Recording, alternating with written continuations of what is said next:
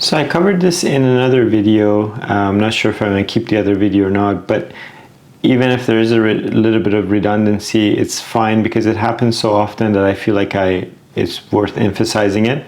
So we're talking about Category A observation, Skill 2A, scanning.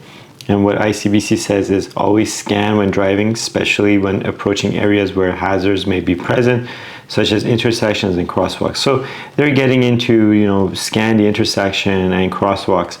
But scanning is such a general term for look ahead and plan ahead, right? And so I want to talk about this scenario where your students sometimes are not looking to see where they're turning into, so they're just assuming that they'll figure out as they're going to make the turn. So first scenario is they come up to make the stop at the stop sign or at the stop line, and then they shoulder check right, they check the crosswalk, no one's here, they inch up to this point to see what's going on with the cross traffic here, and there's parked cars, so they have to inch up to the edge where you can see, and then they should be like, oh, the road I'm turning into is a wide single lane road, so I should aim to position my vehicle closer to the center divide line so that other drivers don't think I'm pulling over, right? So sometimes what happens with students is they're used to turning into that first available lane, so they just automatically assume they should turn here.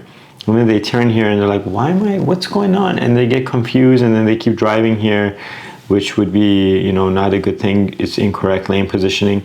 And then, or sometimes they realize where they are and then they signal and shoulder check and try to do a lane change over here, and it's not really a lane change.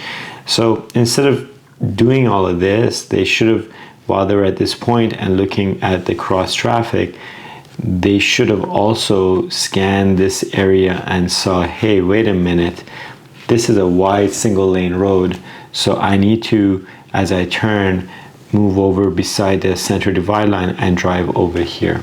Okay, and so again, the reason they sometimes make this mistake is because they're used to hearing, well, we need to turn into the first available lane, and that's correct, right? We're still telling you to turn into the first available lane. It's just that in this case, it's a wide single lane road, so I need to be closer tracking the yellow line rather than the curved lane here. So compare this again.